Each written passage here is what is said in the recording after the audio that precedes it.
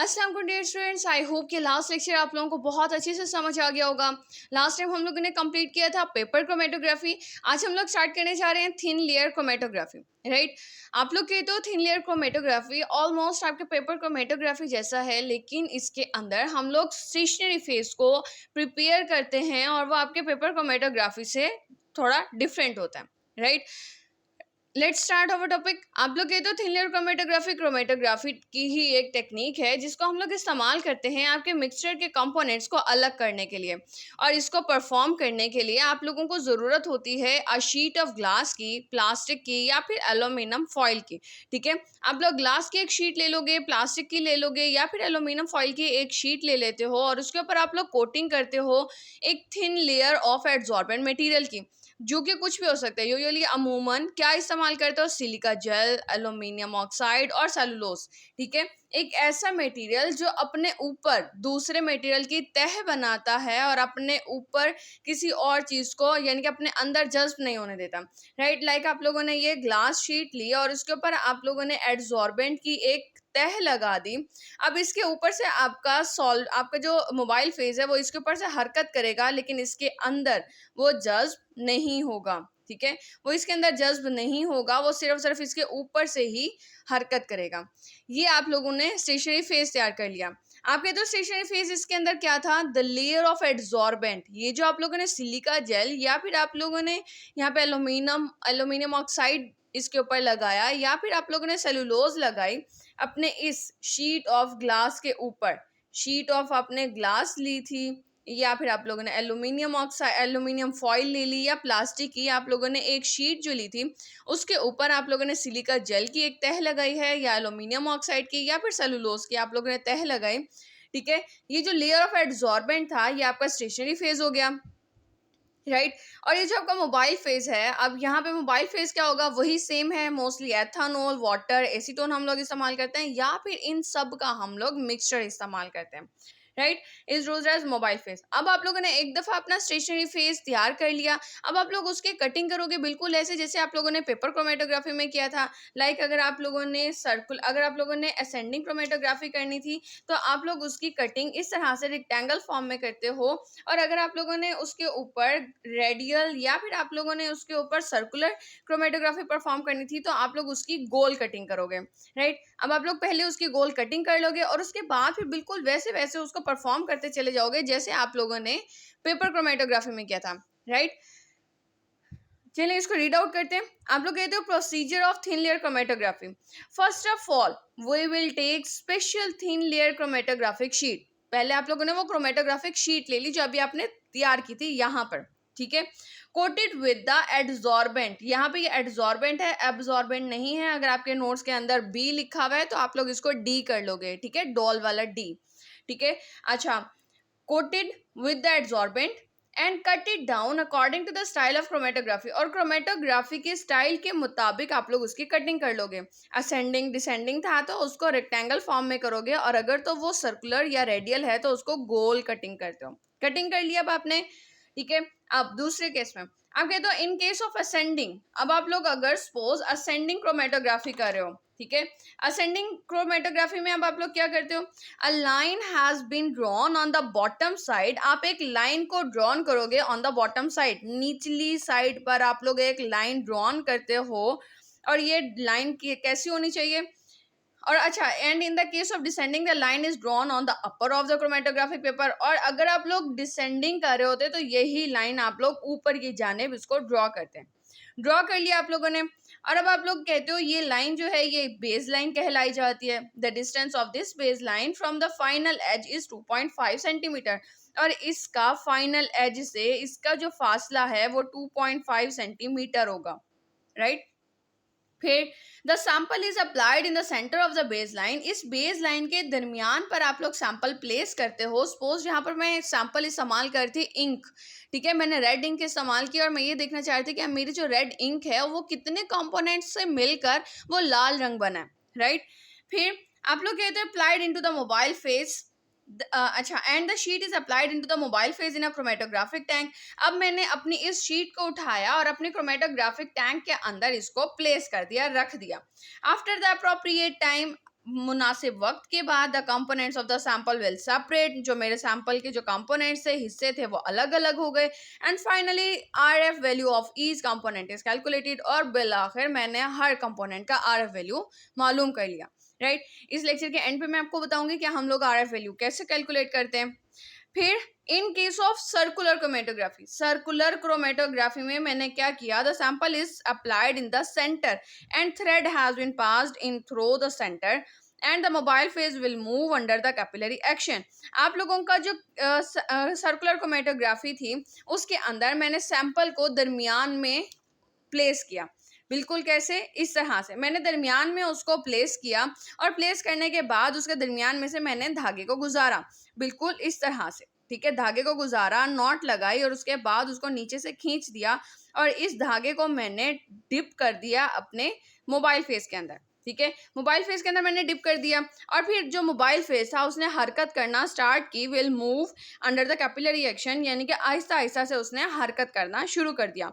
And components of the sample will separate, और जो sample के कंपोनेंट्स थे, हिस्से थे, वो अलग अलग हो गए in the form of rings, यानी कि रिंग की सूरत में वो अलग अलग हो गए। Finally RF value of all the components is calculated, और बिल आखिर मैंने हर एक कंपोनेंट का आरएफ वैल्यू कैलकुलेट कर लिया।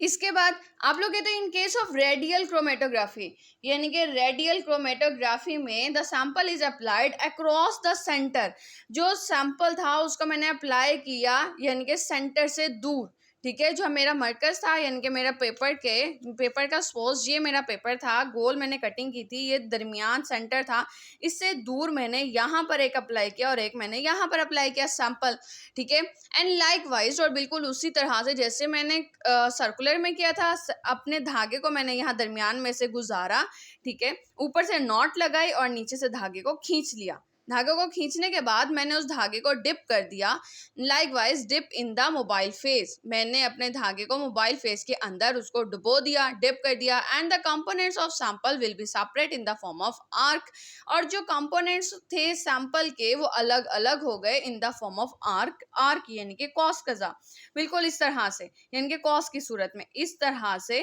वो अलग हो गए, right. Finally the RF value of the components is calculated, और बिल आखिर आरएफ वैल्यू जो थी वो हर कंपोनेंट की कैलकुलेट कर दी गई, राइट। इसके बाद आप लोग कहते हो styles of thin layer chromatography, आप लोग जो अप्लाई करते हो वो कौन कौन से थे, अभी जो हमने अप्लाई किया वो कौन कौन से थे।